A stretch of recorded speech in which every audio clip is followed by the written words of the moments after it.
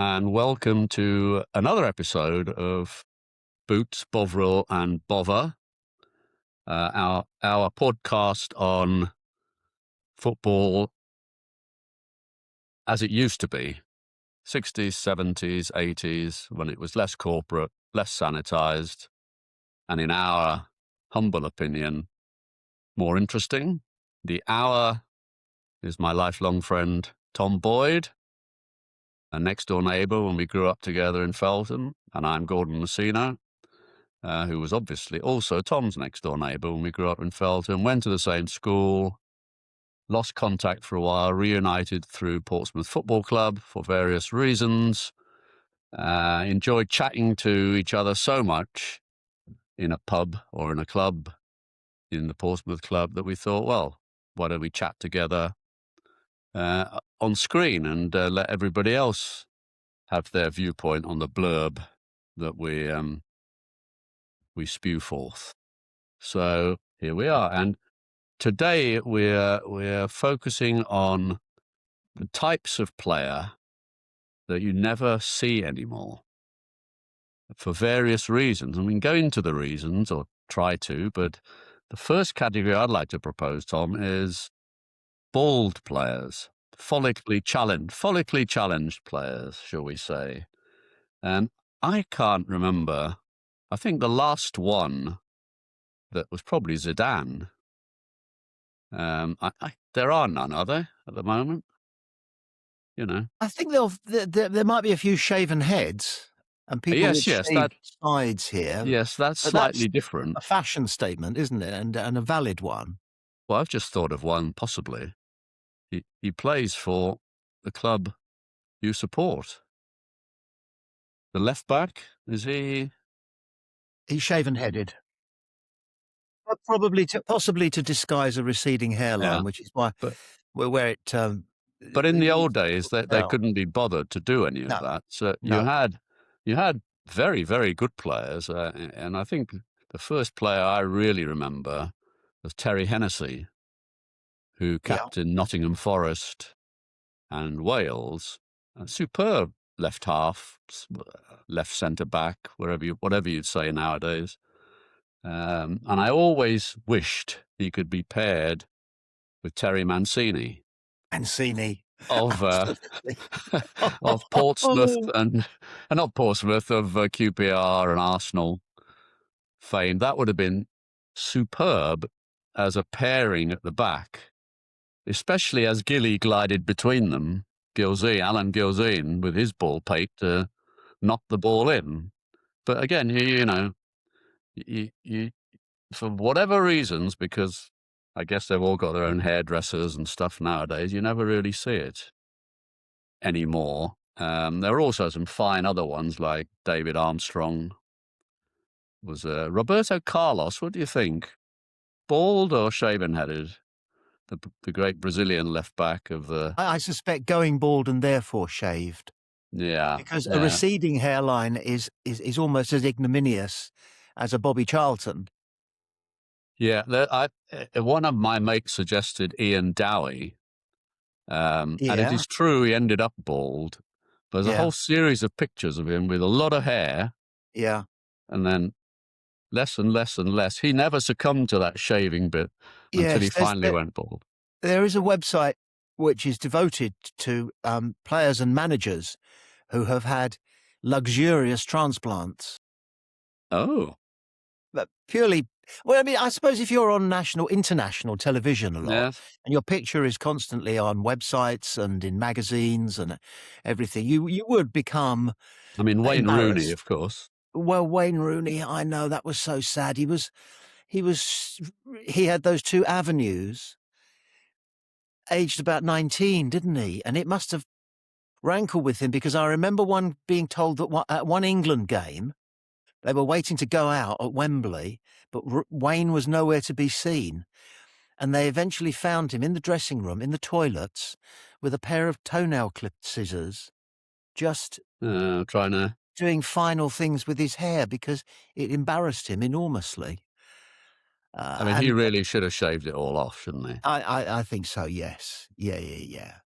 Now, They now have the heard sorry, I was going to say that, I believe a lot of footballers now have hairdressers visit them at home But yeah, on the morning of yeah, the yeah, home yeah, yeah. game. Yeah, they get themselves done up, various buns and cornrows Yes. and all that. Um, I never really I can't remember the first time I saw some. I mean, obviously in the 70s, they all had ridiculous, The um, afro, lo the long perm. hair. Yeah, all that business, the Yeah. Keegan perm. But before we go to the 70s, the perms and the mullets, there was a sort of, interim step between, um, going bald completely and, having some hair. It was the famous comb over, you remember? And There is the great exponents of that were both I mean, one was the best player, in my opinion, England's ever produced, with Bobby yes, Charlton, yes. and the other was Ralph Coates. Ralph Coates, I was gonna Yeah, say. and, there are a lot of pictures of Ralph, especially with his hair all over the place as he flew down the wing. Yes. Um, so what the point of this comb over was, who knew? Um, Charlton's hair, on the one side, he grew it on one side, didn't he? I yeah, think it was the left side, and it was a foot long, and it was always dislodged within 30 seconds of the game starting. He would run around the pitch with a bald head, a well-trimmed side bit of hair on the one side, and this mane coming out from above his ears on the other side. And, it was absurd, was. and you And wouldn't have thought he would have bothered, but I guess he liked to have it combed over when he was in civvies, so that if yes. he was going Yeah. shopping with the missus, he'd have it combed over. But then what could he do during the game, apart from cover it in Brill cream and Yeah, glue a it lot of onto the people, top of his head, I which think it drew a lot of disdain from his brother, Jackie, I can imagine. who just let himself go bald, I think.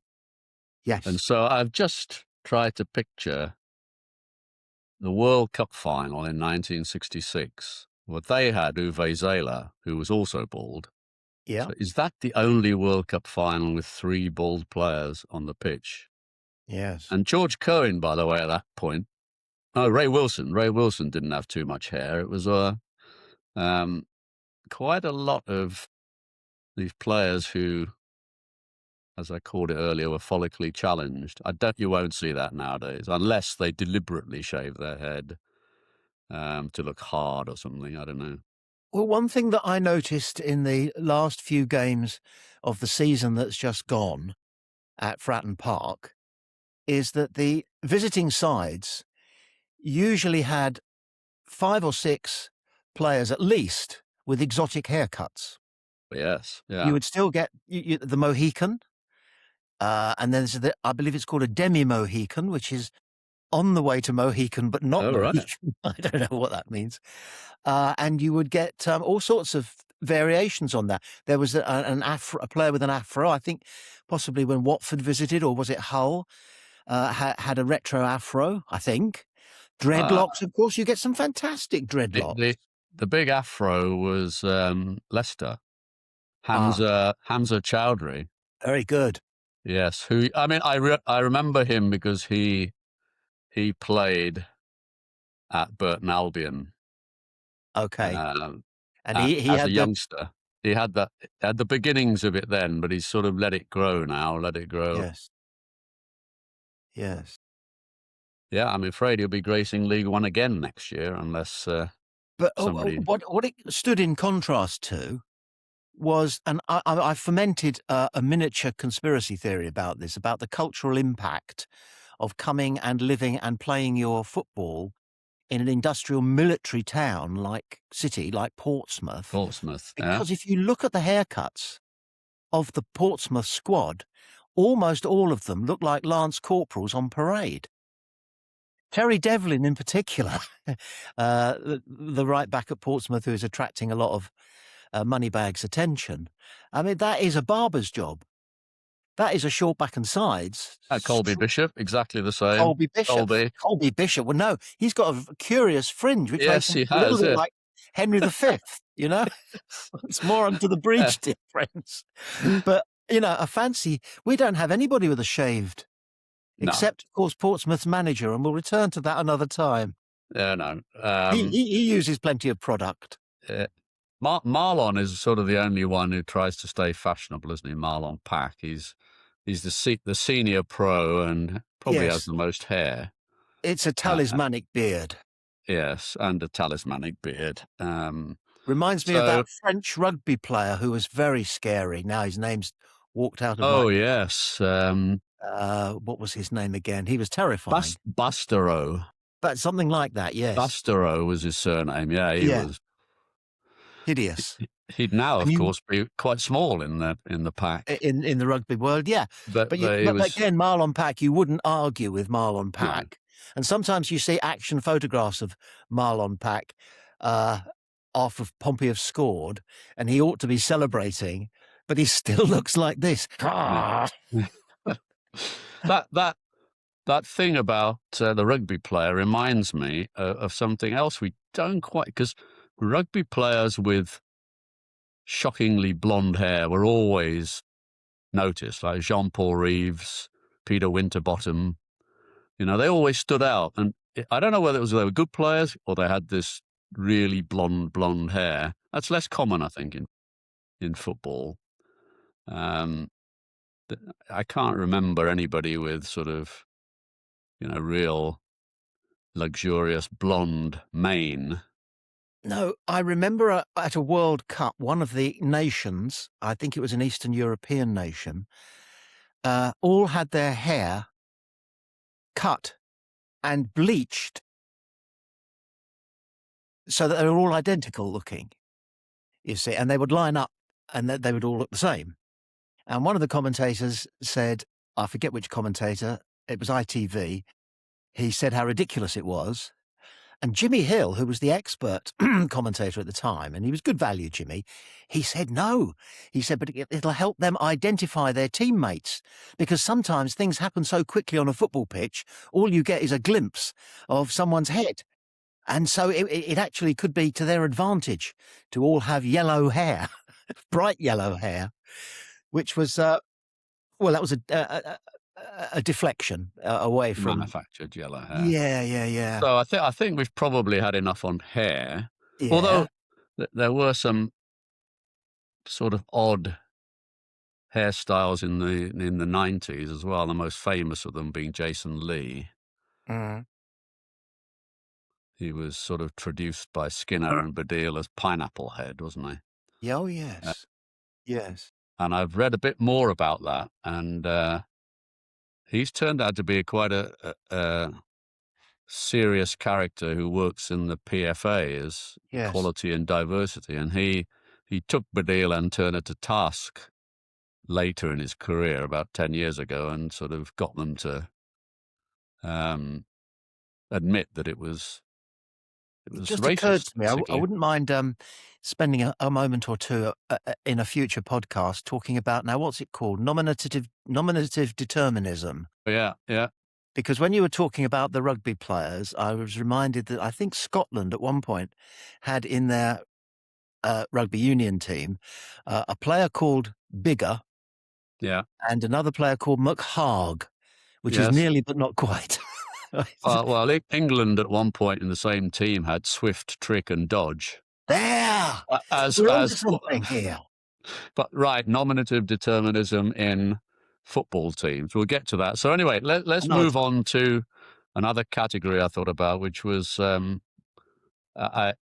players who were, shall we say, challenged by their weight. Perhaps because, like the one I'm going to kick off with, allegedly people who ate all the pies. And the one I will start with is Mick Quinn, who at 5'9" weighed 94 kilograms and played up front for a number of teams, I think, but the team he made most appearances for was Portsmouth. So you can get on to him. But all I will say is that his goal-scoring record is, I won't say it's second to none, but he went through his whole career, over 500 games, scoring just shy of a goal every 2 games. You can look at it one of 2 ways.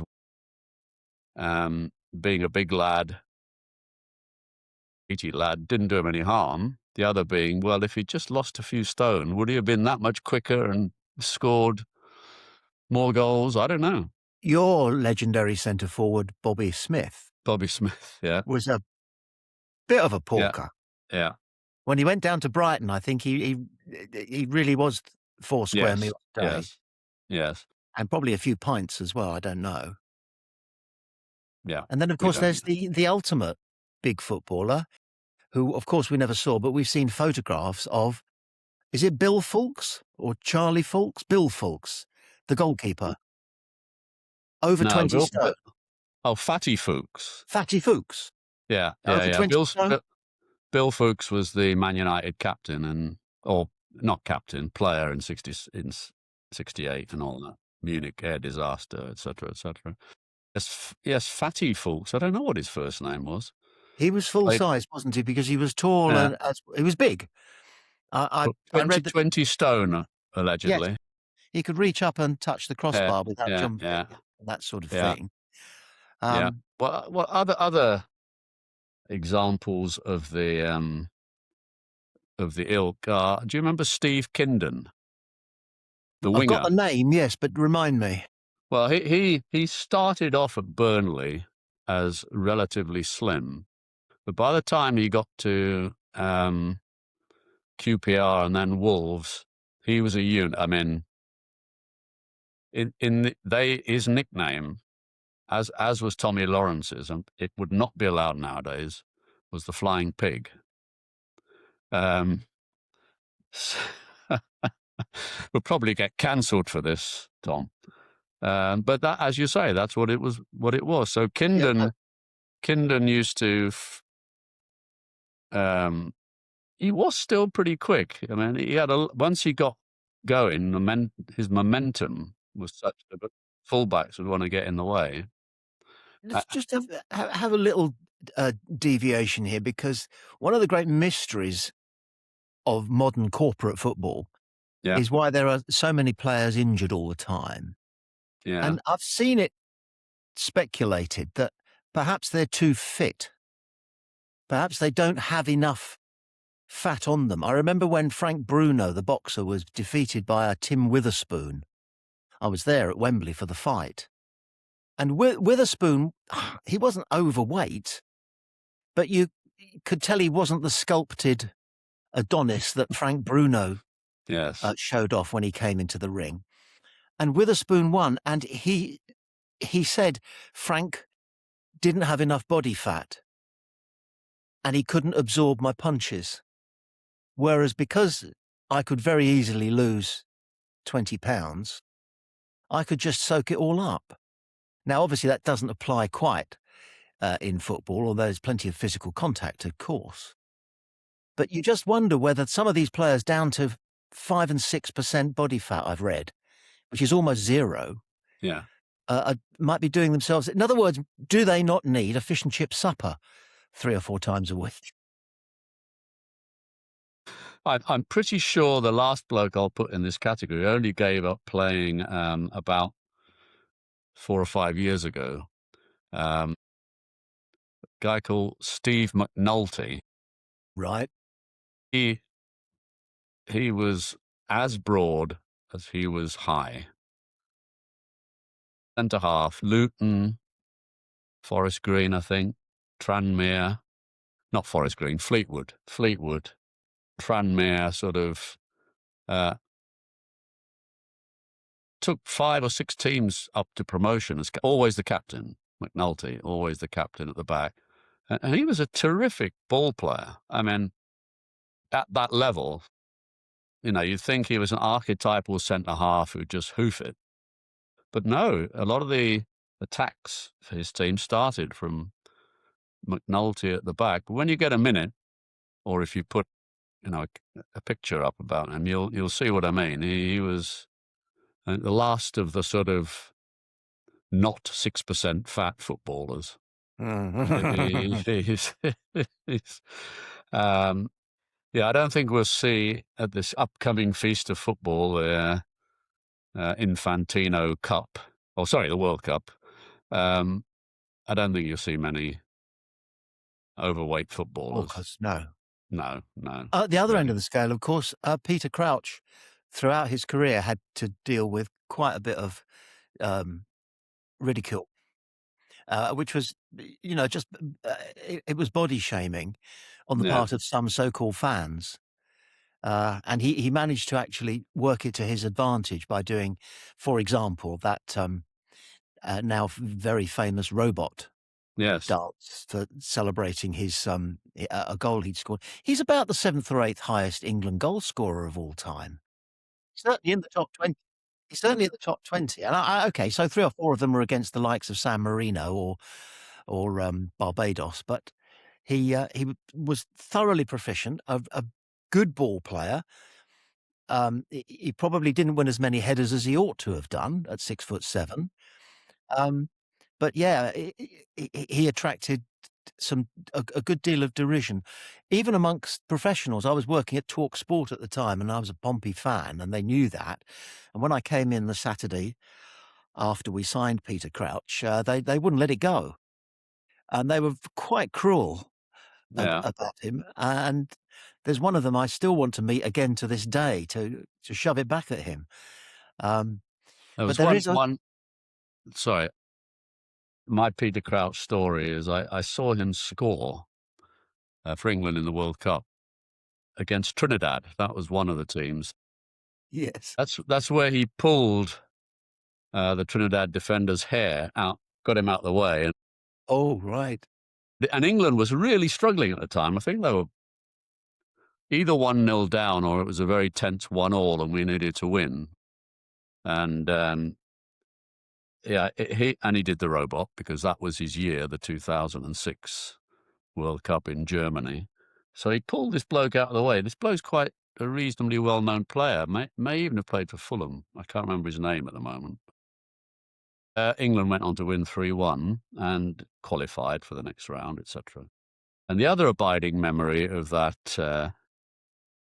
game, it was, as I say, Nuremberg, and the car park for the stadium was the massive arena where Hitler and Goebbels used to hold those rallies. Good grief. Now almost derelict, apart from the floor of the car park. You go and park there and walk to the Max Morkel Stadium. Bizarre, the use of some of these older Yes. buildings. Yes, yes, yes. Yeah, Staying with Peter but Crouch just for a second longer, I was chairman of our local Portsmouth Supporters Club, and it used to be my job to call up and ask if the club could send someone along to meet the fans. And they were very good. Milan Mandaric, the owner, came several times, couldn't keep him away. And we got various players as well. And shortly after he arrived, but hadn't actually played yet, they offered me Peter Crouch. So he turned up. Our meeting rooms were at a place called Graylingwell, which at the time was one of Europe's largest hospitals dealing with people with mental health problems, which I always thought was kind of ironic, but moving swiftly on. Um, so Peter turned up, and I sat him down behind the trestle table in the front of the room before the fans arrived. And the room filled up with 50 or 100 Pompey fans, and I called it to order. Now, then I said this. I said, before we start, I would like Peter to introduce himself by standing up. And there was this beautiful hush when he went up and up and up and up. And we were then at pains to point out that he was more than just, you know, somebody who is 6 inches away from the Guinness Book of Records. right, right, Yeah. I have to say as well, a charming, eloquent, insightful man. Never had a better guest than Peter Crouch. great. So moving on to the opposite of the Steve Kindens of this world, a winger was very different type. The example is dribbling wingers. Oh, You know, the ones who were fairly tiny, but used to sort of stop on the ball. Do you yes, remember that? And yes, yes, and my complete exemplar of that is Dave Thomas, yeah, who also started at Burnley, yes, also went to Queen's Park Rangers, and supplied so many of the crosses for Stan Bowles and Don Gibbons in that great year when QPR. And he never wore shin pads. He didn't have to in those days. Socks rolled down his ankles against the likes of Chopper Harris and, yeah, and he'd come up, he'd stop, bang, down the wing, quick in, still alive. I looked him up. Eight caps for England only, but he really, probably didn't really suit yes, Don Revie and, although yes. I would have thought Ron Greenwood might have had an interest, but Well, yeah, now you see, you mentioned tricksy wingers. yeah, When I was a boy, producing tricksy wingers was almost a cottage industry in yeah, Scotland. yes. Yeah, we know who Jimmy I'm gonna Jimmy Johnston and Willie Henderson. and Willie Henderson. Nothing of them, pocket battleships, but you couldn't get the ball off them.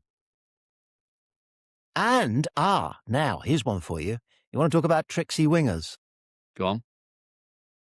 Did I ever manage to recruit you to our five-a-side football team who used to play at the drill hall in Staines? Well, I played for a rival team. I think I played with your brother. Yes, I played for CFB, Club Football Barcelona. that was us, yes. Oh, it was you, was it? 'Cause we'd all been to Barcelona on a school holiday, and we'd all came back with Barcelona shirts. So Maybe when I we did play decided to for you. form a five-a-side Yeah. side, we had our shirts ready. So we were CFB. But what I'm leading up to is this. You and I have both played competitive football against one of this country's greatest tricksy wingers. You're going to have to remind me. 120 times for Manchester United in George Best's number 11 shirt. 7 times 120. for England. Gordon Hill. Gordon Hill. Ah, Couldn't get the ball off him, could you? no, he was quick, very And quick. clever. Yeah, yeah. I'm not sure I'd put him in the same.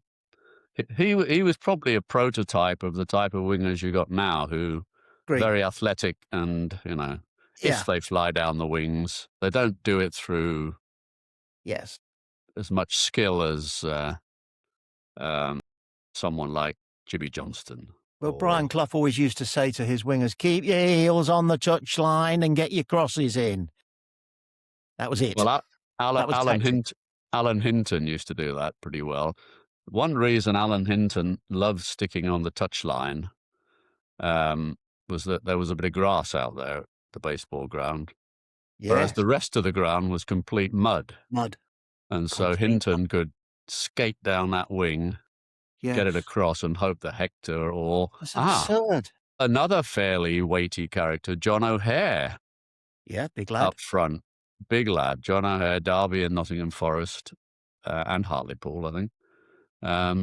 Yes, so yeah, stick Our on. Fulham go on. Now that you mention um, Brian Clough, the trickiest of all wingers.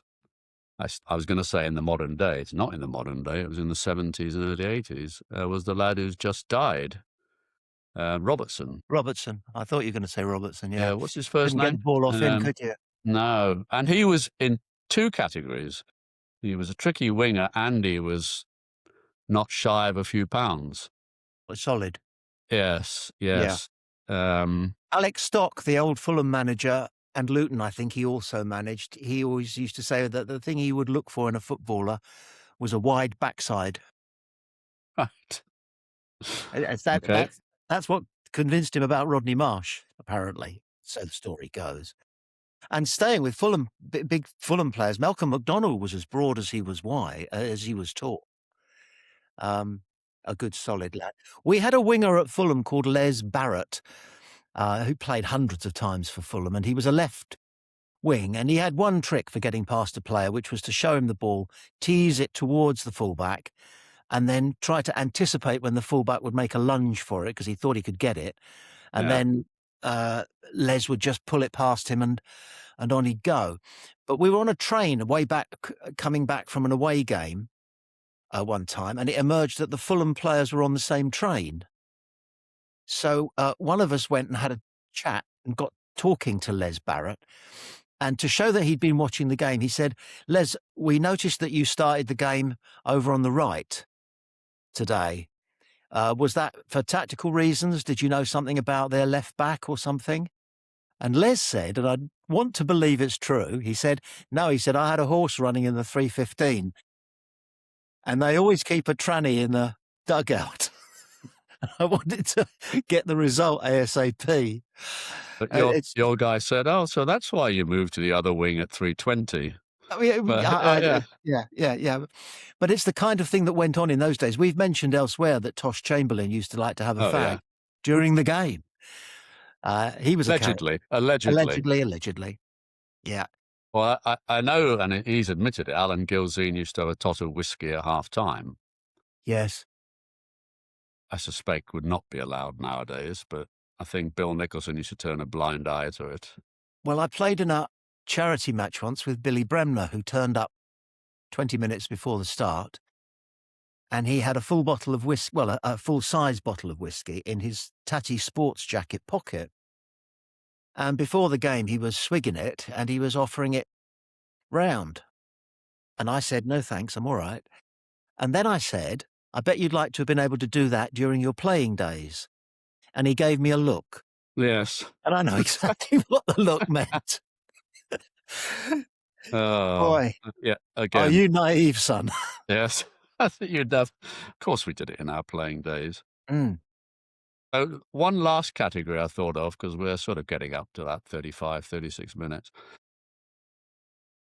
And it's nothing to do with weight, height, or anything. But I was thinking of when I used to work at Tottenham, I was putting in the first ever ticketing system in the country. And I still couldn't drive, but I didn't pass my driving test till I was 34 or something.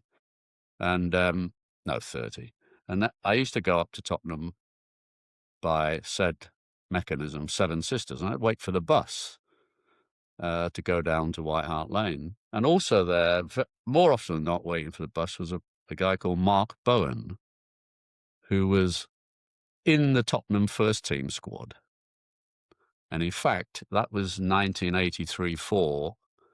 He didn't feature in the final, but he won a UEFA Cup medal in that team that won the UEFA Cup. And I asked him, why are you waiting for a bus, Mark? He said, Hmm. "Oh, can't afford a car." Now, this was a player, okay, just got out of the youth team, couldn't afford a car, and Mm. he must have been 20, Mm. 21, must have been getting paid a pittance. And I wonder what young players of that age, get paid today. And I have heard it authoritatively that players in an under 21 Premier League team get anything from £1,000 a week at the very lowest level to £15,000 a week, even £20,000 a week at the, I'm going to be a star level, Yes. many of whom don't become stars, but 20,000 quid a week as an under 21 player, Mm. nearly £1 million a year. I bet they all have flash cars nowadays. They never get a bus to the ground. Um, and Mark was interesting because he went on to play for Norwich, famously, 399 times. Fell out with the manager just before his 400th game and never got his 400th game. Most cap Norwich play. He played for Wales, I don't know, he knew 35 plus times. had a very, very good career, and I think he's now director of football at Forest Green, Mhm. something like that. Mm. But I still remember him as a young lad waiting for the Mm. bus. Mm. Mm. Nobody Yeah. recognised him. I mean, I did after a couple of because I was around the club for so long, and yeah, he just said, "Can't afford it, I'm afraid. Getting the bus." Um, yeah, disappearing football types. I think that's a Yes. good place to finish this one. Um, so as I normally wrap up with, admin at bootsbotherlandbother.com is our email address. Please send us feedback, good, bad, indifferent. And though we don't probably need suggestions for future topics, we're always welcome to receive them. Yeah. And unfortunately, we have to do these days what everybody else does and get onto social media. So we're already on X, and our podcasts are on YouTube, Spotify, and Apple. So please go and enjoy them. And until next time, bye from Gordon. Bye for myself. Take care.